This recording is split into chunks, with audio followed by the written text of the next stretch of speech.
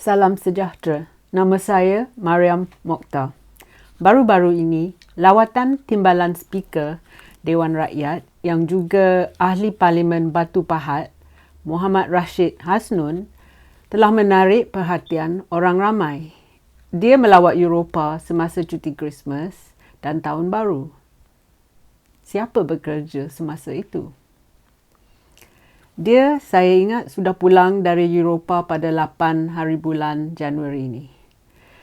Setelah memerhati tingkah laku ahli politik dan Menteri Malaysia, saya berpendapat yang ada 6 kategori lawatan kerajaan. Anda mungkin menanya mengapa saya bangkitkan isu lawatan. Sudah berdekad saya lihat Menteri membazir duit rakyat. Tetapi yang sedihnya, rakyat sendiri enggan menyoal Menteri. Jadi, Menteri merajalela kerana mereka sedar yang rakyat Malaysia tak berani ataupun tak kosa nak buat aduan.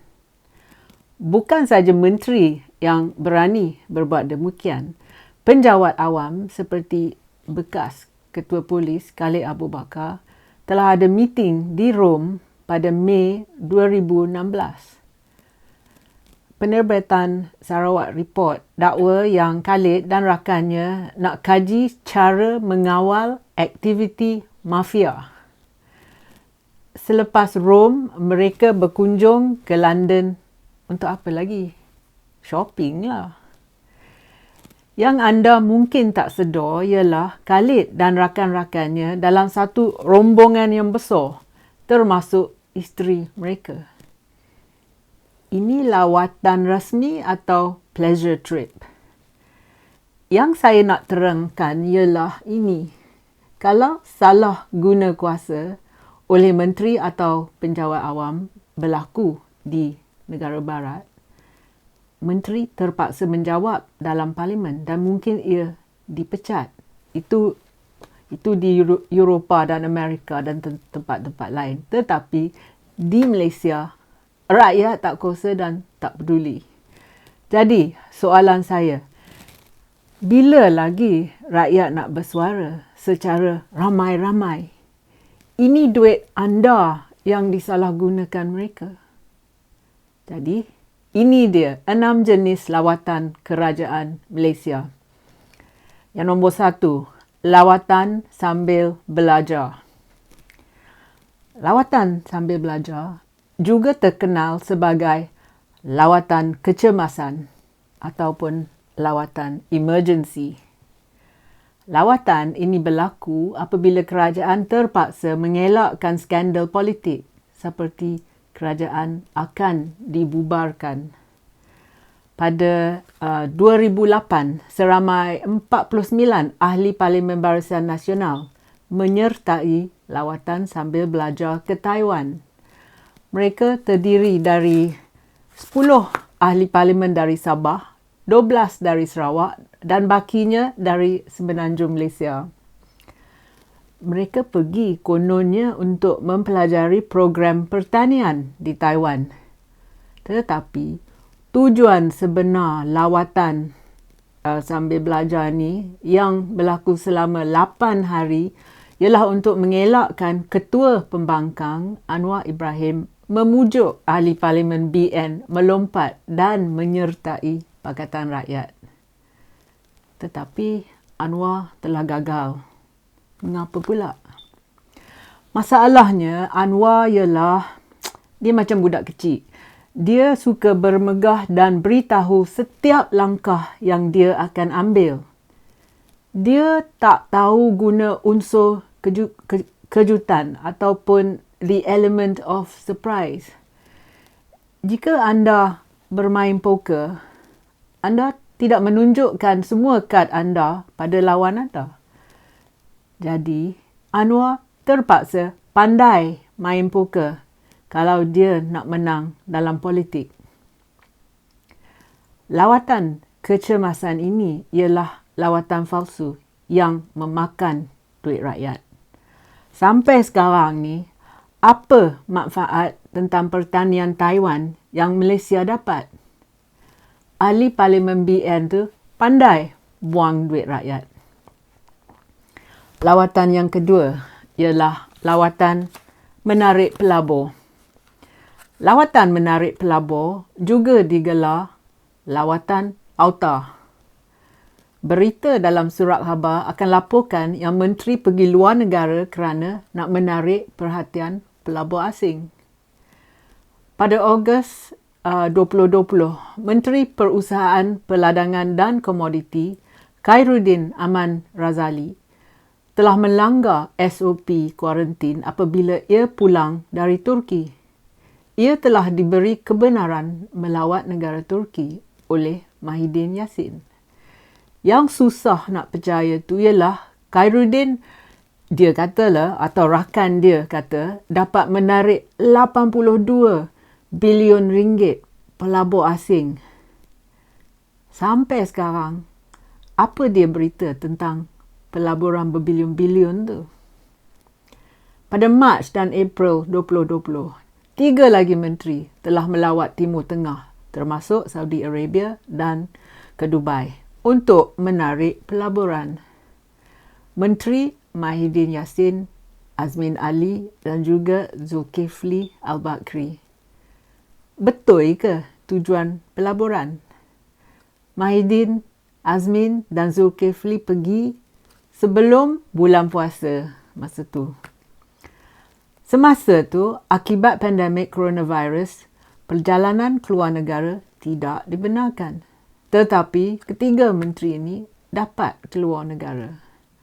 Pada masa itu, sosial media bertimbun foto ketiga-tiga menteri ini dan rombongan mereka pergi melancong dan juga menunaikan umrah di Mekah dan juga menziarah Madinah. Jadi, sampai sekarang, mana pergi berita tentang pelaburan dari lawatan mereka? Lawatan kerja ialah lawatan ketiga.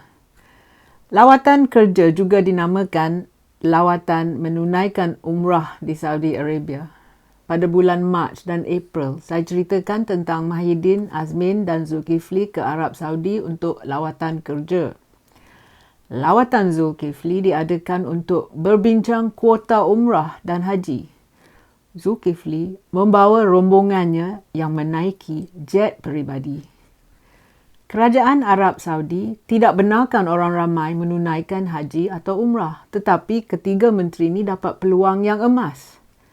Timing lawatan mereka ni sungguh tepat. Lawatan berlaku sebelum bulan puasa. Sempat ya diorang ni menunaikan umrah. Menteri cerdik. Orang biasa tak dapat keluar negara dan tak dibenarkan pergi umrah. Tetapi ketiga-tiga mereka ni dapat pula melancong dan umrah dengan free. Anda sepatutnya tegur ahli politik dan tanya mereka, dalam pandemik ni, mengapa tak Zoom call Arab Saudi tentang kuota haji? Takkanlah Arab Saudi yang cap duit minyak tu tak mampu buat Zoom call. Lawatan yang keempat ialah lawatan suci. Lawatan suci ini juga dipanggil lawatan menyelamatkan nama atau reputasi ahli parlimen. Selalunya, ahli politik yang buat jahat di Malaysia akan cabut lari ke Mekah dan hantar balik gambar Twitter atau Facebook yang mereka di Tanah Suci untuk menunaikan umrah. Syahrizad Abdul Jalil dan keluarganya cabut ke Mekah setelah mereka dinamakan dalam skandal National Feedlot Corporation dalam kecurian 250 juta ringgit yang sepatutnya diberi penternak haiwan. Syahidan Kasim didakwa mencabul seorang remaja perempuan bawah umur. Tiba-tiba dia jatuh sakit sampai terpaksa pakai kereta roda. Polis nak buat siasatan tetapi terlambat kerana Syahidan dah larikan diri ke Mekah. Banduan Najib Abdul Razak dan Kak Ros juga cabut lari ke Mekah menunaikan umrah setelah dinamakan dalam kes SRC International dan 1MDB. Semua ni wayang saja. drama mereka ni untuk kepentingan orang Melayu yang naif dan senang ditipu. Apabila diorang nampak aja gambar ahli politik di Mekah, mereka anggap yang menteri itu tidak bersalah. Senang benar ya nak tipu orang Melayu kan? Lawatan yang kelima ialah lawatan rasmi. Lawatan rasmi ialah kegemaran ahli politik dan menteri. Selalunya, mereka melawat Eropah dan Amerika pada bulan Disember semasa cuti Christmas dan Tahun Baru. Mereka juga suka melawat Eropah pada musim summer, iaitu bulan Julai, Ogos dan September. Ini ialah dakwaan seorang pemerhati politik. Ia berkata yang ramai ahli parlimen hantar anak mereka ke universiti di England, Eropah atau Amerika. Ahli parlimen akan buat persiapan melawat negara semasa anak mereka cuti universiti. Suruhanjaya tinggi ataupun kedutaan akan menganjurkan sesi bertemu pelajar universiti di Suruhanjaya tinggi di negara itu. Satu majlis makan akan diatur supaya ahli parlimen boleh bertemu pelajar dan penduduk Malaysia yang bekerja di negara itu. Jamuan dan pertemuan yang beberapa jam itu hanya untuk mewajarkan lawatan ahli politik itu. Dalam Inggeris, ia dikatakan dinner was arranged to justify the politician's overseas trip. Jadi, lawatan rasmi itu diiktirafkan mungkin selama seminggu, tetapi meeting dia dengan kedutaan atau pelajar cuma beberapa jam saja. Yang penting ialah tambang penerbangan, penginapan, hotel, hiburan, perbelanjaan dan keperluan pengangkutan ahli politik yang diuruskan oleh Wisma Putra telah guna duit rakyat. Dakwaan lain mengikuti corak ini. Ahli parlimen atau menteri akan mengadakan lawatan rasmi selama beberapa hari saja. Selepas itu, beliau akan ambil cuti sekurang-kurangnya seminggu supaya beliau, isteri dan anak-anaknya yang belajar dekat luar negara akan melancong di negara yang berdekatan. Sebagai contoh, ahli politik akan terbang ke London untuk lawatan kerja. Tetapi ia akan memohon cuti sekurang-kurangnya mungkin seminggu atau 2 minggu. Dan ia akan terbang pergi ke Paris, Rome atau pergi cruise dekat Sweden ataupun destinasi cuti yang lain. Dengan cara ini, perbelanjaan untuk dia dan keluarganya lebih murah daripada mereka terbang terus dari KLIA. MP, menteri tidak perlu mengeluarkan wang sendiri untuk membayar cuti keluarganya. Pada pendapatnya, dia telah menunaikan syarat-syarat lawatan rasmi. Ingat tak beberapa tahun yang lepas apabila satu bekas Perdana Menteri didakwa membawa keluarganya, saudaranya dan rakannya ke Kazakhstan? Dia kata lawatan rasmi. Tetapi dakwaan ialah ini rombongan untuk majlis pertunangan anaknya. Siapa yang bayar? Anda. Dan lawatan yang keenam dinamakan lawatan sulit. Ramai orang tak tahu apa tujuan lawatan yang sulit. Kita hanya boleh meneka sebab sebenarnya lawatan itu. Pada tahun 2016, Timbalan Presiden PKR Rafizi Ramli tunjuk klip video di mana Kak Ros naik jet peribadi ke Turki. Kos dibiayai rakyat Malaysia. Soalannya, apa dalam beg-beg besar tu? Bukan satu beg, tetapi berpuluh-puluh beg. Beg selalu dimasuk dalam tempat bagasi. Jadi, apa yang dalam beg sampai terpaksa dibawa masuk dalam kapal terbang supaya kandungannya tak dibawa lari oleh pekerja bagasi? Ini teka-teki anda, untuk hiburan anda minggu ini. Jadi, jangan lupa ya, setiap kali menteri atau ahli politik kata dia nak buat lawatan ke luar negara, sila bersuara. Apa tujuan betul mereka buat lawatan itu? Terima kasih kerana sudi menonton. Jumpa lagi. Kalau anda suka video saya, sila tekan like dan subscribe pada channel YouTube saya. Pertimbangkan menyertai laman Patreon saya. Terima kasih.